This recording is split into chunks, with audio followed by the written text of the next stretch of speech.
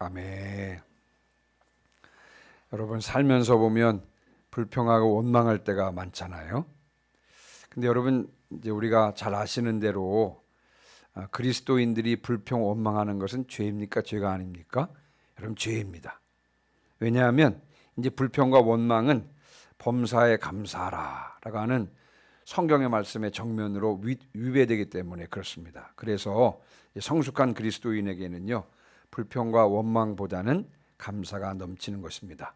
자, 그런데 이게 불평과 원망에 대해서 가만히 여러분 한번 들여다보시면, 이 불평과 원망을 가만히 분석해 보시면요, 불평과 원망에는 합당한 이유가 아예 없는 것은 아닙니다.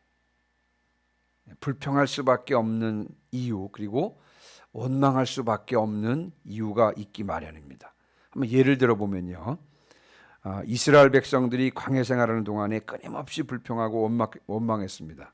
오죽했으면 하나님께서 민수기 14장 22절 말씀에 보니까 이스라엘 백성들을 향해서 10번이나 나를 시험했다라고 말씀하고 계십니다. 이것은요, 이스라엘 백성들이 수없이 불평하고 원망한 사실을 가리키고 있습니다. 자, 그런데 이스라엘 백성들이 불평하고 원망했다는 사실을 가만히 살펴보면요, 그 나름대로의 이유가 있었습니다.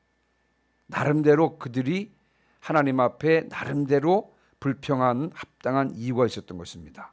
자, 한번 길에 대해서, 이스라엘 백성들이 길에 대해서 불평했잖아요.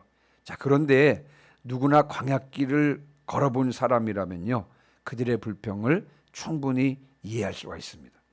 광야는 어떤 곳입니까? 낮에는 덥고 밤에는 춥고 일교차가 심한 것입니다. 그래서 여러분 불평하기 아주 안성맞춤인 곳이 어디냐면 광야입니다. 실제로 광야길을 한 5분만 걸어보면요, 저절로 입에서요, 여러분 저절로 입에서 그냥 불평이 이렇게 터져 나오는 것을 경험해 볼 수가 있습니다. 자, 그러니까 이스라엘 백성들이 길에 대해서 불평한 것은요, 현실적인 상황을 고려해 보면 충분히 납득이 간다, 납득이 가지 않는다, 납득이 간다고 할 수 있습니다. 자, 이스라엘 백성들이 물에 대해서도 불평 원망했죠. 근데 광야길에서 물은요, 생존을 위해서 반드시 필수적인 것입니다. 그런데 광야에서 물은 구하기가 쉬워요, 어려워요? 여러분 구하기가 어렵습니다. 자, 그러니까 이스라엘 백성들이요, 물을 구하지 못했을 때 물에 대해서 불평 원망한 것은요, 지극히 자연스러운 일인 것입니다. 또 이스라엘 백성들이 가나안 땅에 대해서 불평 원망했잖아요. 근데 가나안 이 부분도 한번 생각해 보면, 가나안 땅은 하나님께서 조상 때부터 주시기로 약속한 땅이 아니겠습니까? 자, 그래서 출애굽을 해서 40년 광야 생활을 하고 이제 곧 가나안 땅에 곧 입성하게 되는 때, 근데 이게 웬일입니까? 분명히 하나님께서 주시기로 약속한 땅인데 그 땅은 비어 있었습니까? 아니면 이미 다른 민족이 살고 있었습니까? 이미 다른 민족이 살고 있었습니다. 그것도 기골이 장대하고 강한 거인족의 후손, 네피림의 후손인 아낙 자손이 거기 살고 있었던 것 아니겠습니까? 사실 이스라엘 백성들과 그들을 비교해 보면 여러분 이스라엘 백성들은요, 메뚜기 같아 보였습니다. 자, 그러니까 이스라엘 백성들이 가나안 땅, 그 땅에 대해서 불평 원망하는 것은요, 여러분 충분히 이유가 될 수 있는 것입니다. 불평 원망이라고 하는 것을 가만히 들여다보면 그만한 충분한 합당한 또 나름대로의 이유가 있다는 것입니다. 자, 그렇다고 불평 원망할 합당한 이유가 있다고 해서 여러분 불평해도 된다는 것입니까? 원망해도 된다는 말입니까? 여러분 그것은 아닙니다. 이유야 어찌 됐든 간에 불평하고 원망하는 것은 죄인 것입니다. 왜 그런지 오늘 본문을 통해서 한번 살펴보고 은혜를 나누고자 합니다. 자, 그러면 이제 열왕기하 18장 28절부터 37절까지 말씀인데요. 자, 오늘 본문은 히스기야 왕 때, 남유다의 히스기야 왕인데요. 이미 북이스라엘은 멸망할 때입니다. 북이스라엘은 멸망할 때고요. 자, 남유다 히스기야 왕 때 아수르가 이제 남유다의 두 번째로 침공한 때를 배경으로 펼쳐지는 것이 오늘 본문의 내용인 것입니다. 이 아수르 왕 사네립이 그 남유다를 침공을 했는데 그 침공한 이유는 분명합니다. 왜냐하면 히스기야 왕이요 대아수르 정책을 변경했기 때문에 그렇습니다. 친아수르 정책을 펼치다가 어느 시점에서 반아수르 정책으로 바꿨기 때문에 그렇습니다. 애굽을 의지해서 이 히스기야 왕이 남유다 히스기야 왕이 친아수르 정책에서 반아수르 정책으로 바뀌자 이를 응징하기 위해서 아수르 왕이 남유다를 침공한 것입니다. 자, 여러분 우리가 그 어제 살펴본 본문인데요. 자, 19절부터 25절까지의 말씀은요. 이제 아수르 왕이 장군들을 보냅니다. 그 중에서 이 랍사게라고 하는 장군이요.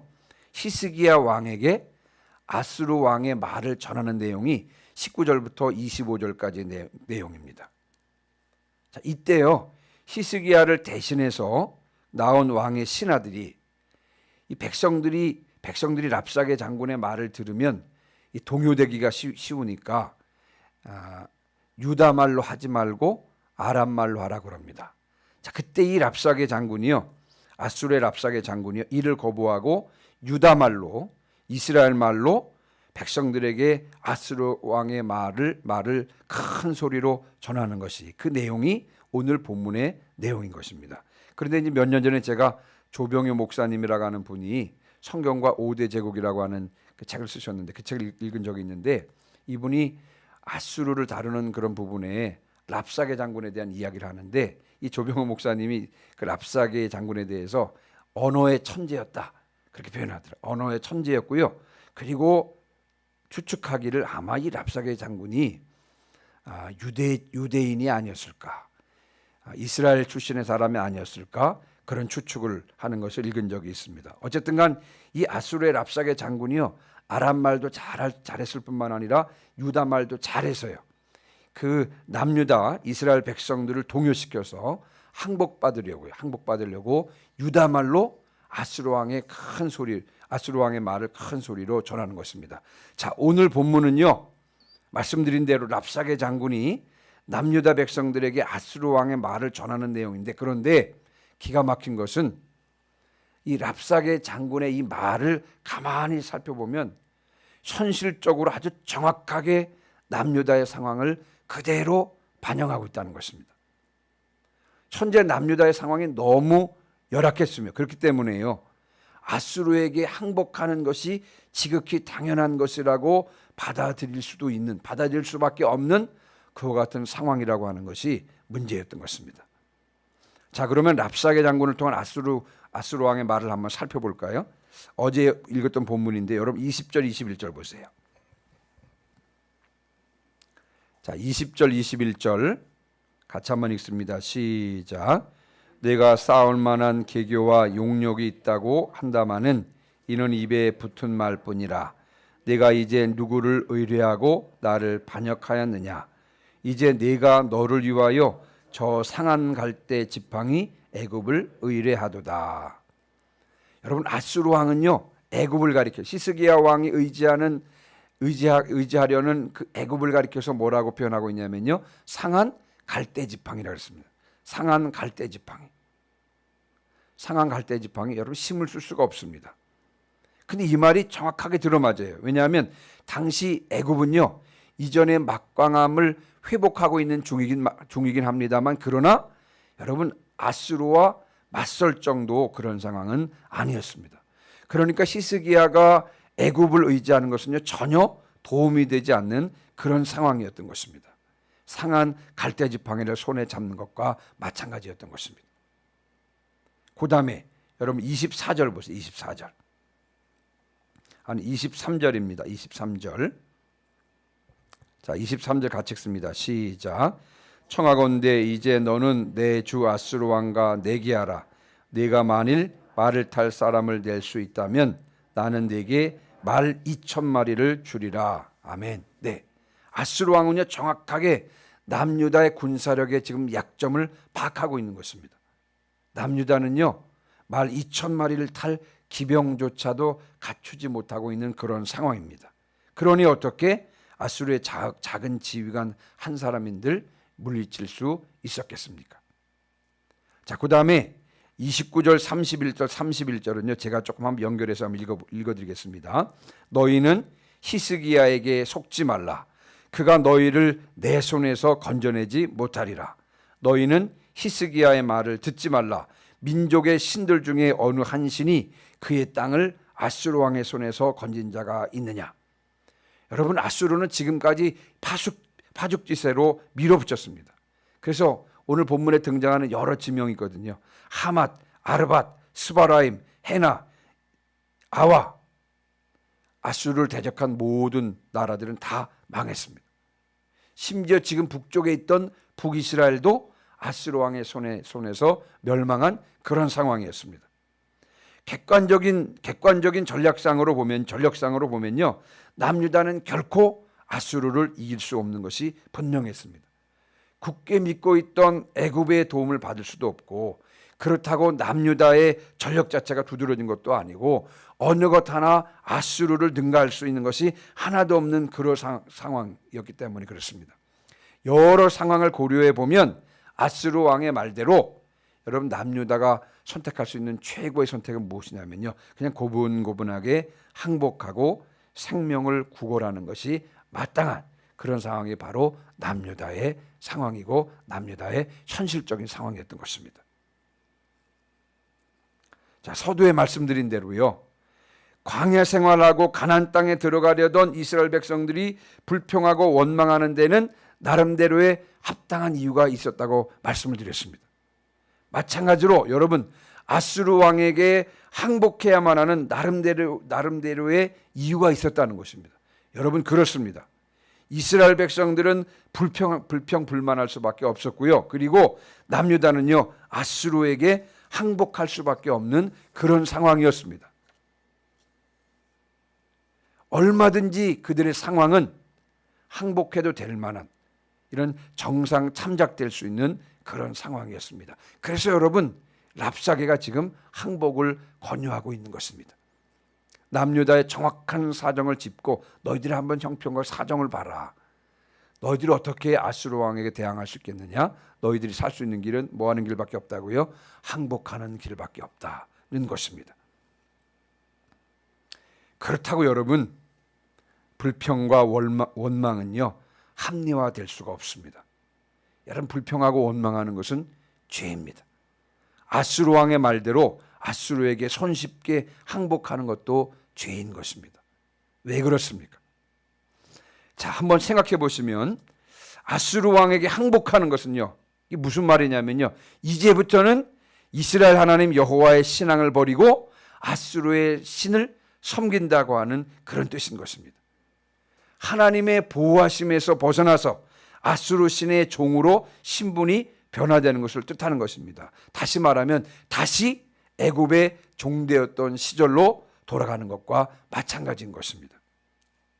그러므로 아수르 왕의 속삭임은요, 외침은, 랍사게를 통한 아수르 왕의 외침은요, 여러분, 사탄의 속삭임이라고 할 수가 있는 것입니다.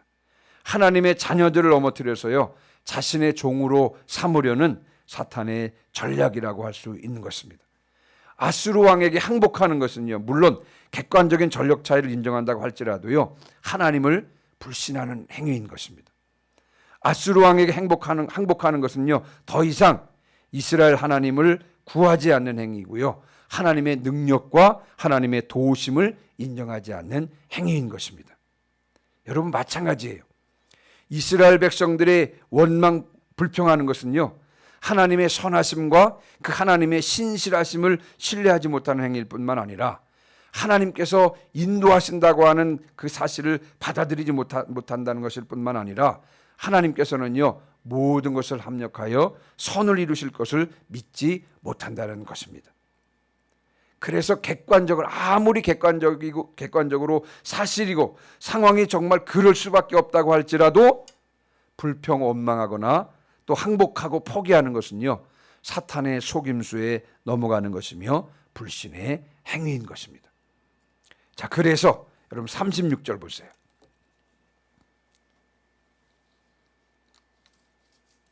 자, 36절 같이 읽습니다. 시작.